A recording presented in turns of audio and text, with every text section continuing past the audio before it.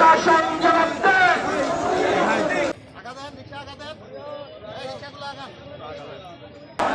লড়াই লড়াই লড়াই চাই।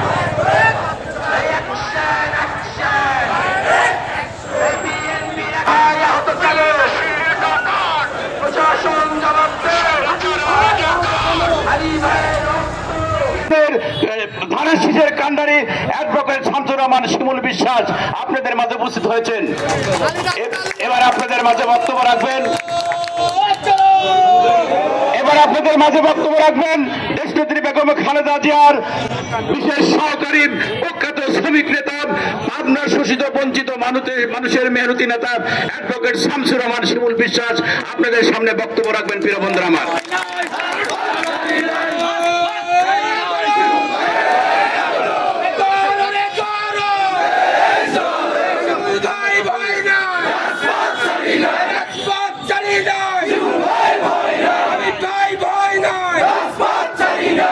বিসমিল্লাহির রহমানির রহিম। বিসমিল্লাহির রহমানির রহিম।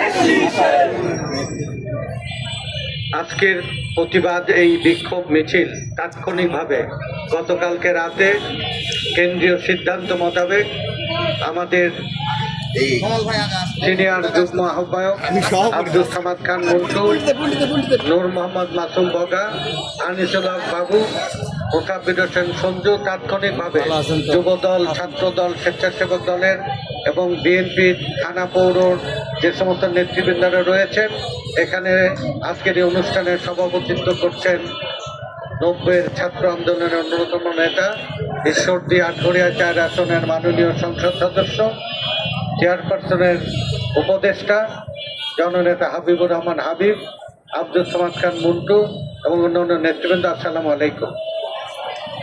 বাংলাদেশের উন্নয়ন যারা চায় না, বাংলাদেশের স্থিতিশীলতা শান্তি যারা চায় না, তেমন অদৃশ্য শক্তি গত 17 বছর বাংলাদেশে রাজনীতিবিহীন, নির্বাচনবিহীন একটা স্বৈরতন্ত্র কায়েম করে দেশের মানুষের ভাগ্য নিয়ে ছিনিমিনি খেলেছে। বাংলাদেশ গত 20 বছরে পৃথিবীর উন্নত রাষ্ট্র হওয়ার কথা ছিল সত্যি, কিন্তু আমাদের যে অদৃশ্য শক্তি তাদের সাথে মিলে আওয়ামী লীগ এই দেশটাকে 100 বছর পিছিয়ে দিয়েছে। একটা রক্তাক্ত পথে পরিবর্তন আসলেও সেই অপশক্তি আবার ষড়যন্ত্র শুরু করেছে। এর সাথে যুক্ত হয়েছে অদৃশ্য শক্তি, যারা নিজেরা ক্ষমতাকে ভোগ করতে চায়, ক্ষমতার অপব্যবহার করে গণতন্ত্র এবং নির্বাচনকে বানচাল করতে চায়, তার সাথে এই অদৃশ্য শক্তির সাথে যুক্ত হয়ে দেশে স্বাভাবিক পরিস্থিতি নস্যাৎ করতে চায়।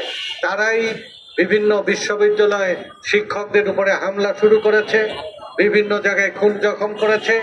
তারাই হাতিকে হত্যা করার উদ্দেশ্যে তারা এই হামলা, জঘন্য কাপুরুষিত হামলা চালিয়েছে। এই হামলার আমরা নিন্দা করি। এই হামলার পিছনে কারা, তাদের মুখোশ উন্মোচন করে তাদেরকে দমন করার দরকার। বাংলাদেশের জনগণের স্বার্থে, বাংলাদেশের শান্তি এবং গণতন্ত্রের লক্ষ্যে বিএনপি লড়াই করছে। সবচেয়ে বেশি জীবন দিয়েছে বিএনপির মানুষ, সবচেয়ে বেশি গ্রেপ্তার এবং কারা নির্যাতন ভোগ করেছে বিএনপির মানুষ, গুম হয়েছে বিএনপির মানুষ এবং জুলুমের শিকার হয়েছে বিএনপির মানুষ। এই বিএনপির বিজয়কে যারা হিংসা করছে, তারাই এই ষড়যন্ত্রের পিছনে আছে। তাদের মুখোশ উন্মোচন করে দেশে নির্বাচন এবং গণতন্ত্রের ধারা অব্যাহত রাখার জন্যে রাজনৈতিক শক্তিকে অতীতের মতো ঐক্যবদ্ধ হতে হবে।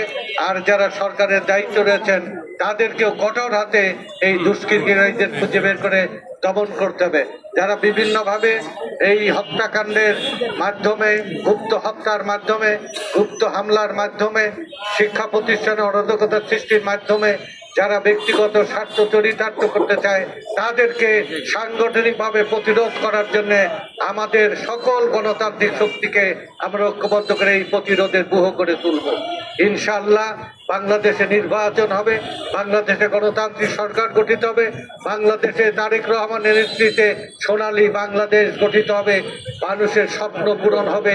সেই প্রত্যাশায় সকল ধরনের ষড়যন্ত্রের বিরুদ্ধে আমাদের রুখে দাঁড়াতে হবে।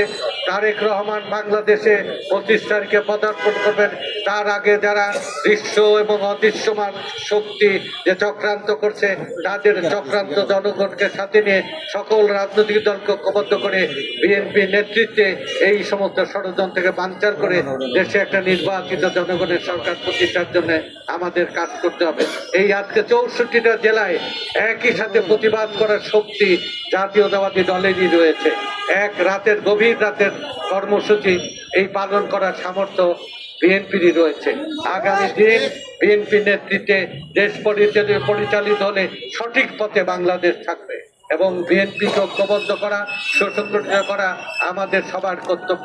সেই অনুরোধ আপনাদের কাছে রেখে আমি আমার বক্তব্য শেষ করছি। খোদা হাফেজ। বাংলাদেশ জিন্দাবাদ। শহীদ জি অমর হোক। খালেদা জিয়া জিন্দাবাদ। তারেক রহমান জিন্দাবাদ।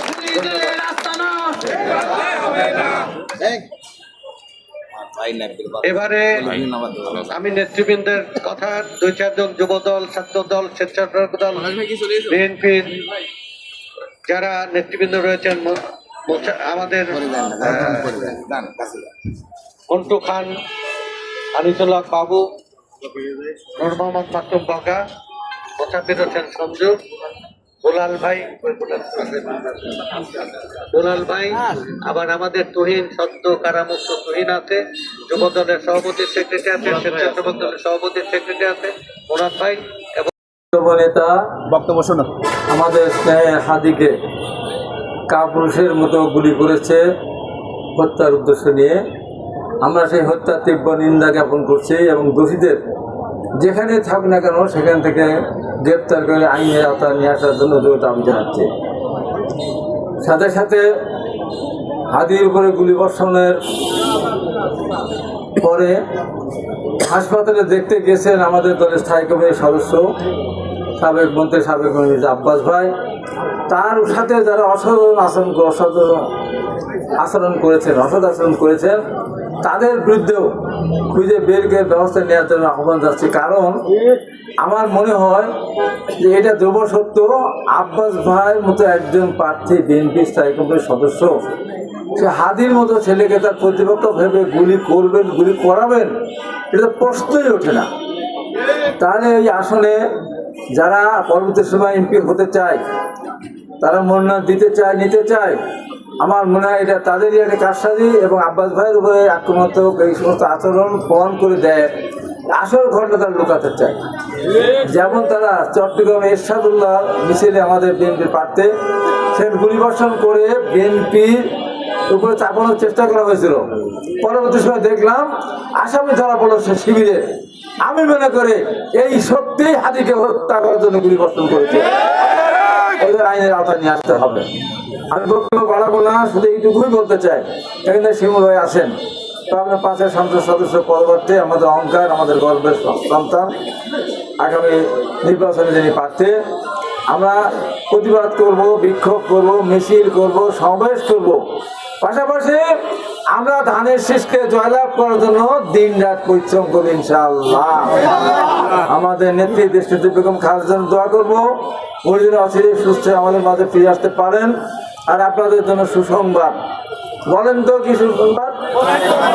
হ্যাঁ, আমাদের নেতা শুধু না, ম্যাডাম জিয়া যেমন হাসপাতাল যাওয়ার পর সারা বাংলাদেশে দলমত নির্বিশেষে সবার নেত্রী হিসেবে প্রতিষ্ঠিত হয়েছেন, আমাদের নেতা জনাব তারেক রহমান এখন শুধু বিএনপির নেতা নন, সারা বাংলাদেশের এখন জনসাধারণ তারা তারেক রহমান নেতা হিসেবে মেনে নিয়েছেন। উনি আগামী 25 তারিখে ইনশাআল্লাহ দেশে তখন ফিরে আসবেন। আমরা পাবনা জেলা বিএনপি শিমুল ভাই সহ আমাদের নেতৃত্ব আছেন। আমরা আমাদের যাবার যদি অনুমতি দেন আমাদের ভারপ্রাপ্ত চেয়ারম্যান সাহেব, আমরা হাজার হাজার মানুষ আমরা এয়ারপোর্টে যাব। আর যদি অনুমতি না দেন জনগণের কথা চিন্তা করে, সেটা তো ভিন্ন কথা। তারপরেও তারেক রহমান দেশে ফিরে আসবেন, এজন্য শুধু বিএনপি না, অন্য অন্য দল, সাধারণ মানুষ সবাই থেকে সাদরে তাকে অভ্যর্থনা জানাতে যাবেন এই প্রত্যাশা ব্যক্ত করে হাতির উপরে যারা আক্রমণ করেছে তার বিচার সুষ্ঠু বিচারের দাবি জানিয়ে সবাইকে ধন্যবাদ জানিয়ে এখানে মন্টু ভাই আছেন, বাবু আছে, বগা আছে, ছাত্র দল, যুব দল, স্বেচ্ছাসেবক দল, মহিলা দল, অঙ্গ সংগঠনের নেতৃবৃন্দ আছেন, প্রত্যেকেই আমার ব্যক্তিগত পক্ষ থেকে, দলের পক্ষ থেকে, সেগুলোর পক্ষ থেকে আমি আপনাদের কৃতজ্ঞতা প্রকাশ করছি। নাম না বলতে পারার কারণে ক্ষমা প্রার্থনা করে আমার বক্তব্য শেষ করছি। সবাইকে ধন্যবাদ। আসসালামু আলাইকুম। দেশনেত্রী বেগম খালেদা জিয়া জিন্দাবাদ। শহীদ জিয়া মোহাম্মদ আগামী দিন আধুনিক বাংলাদেশ এবং আধুনিক কৃষি নির্ভর কারিগর জিন্দাবাদ জিন্দাবাদ। সবাইকে ধন্যবাদ। আজকের কর্মসূচি এখানে সমাপ্তি ঘোষণা করা হলো।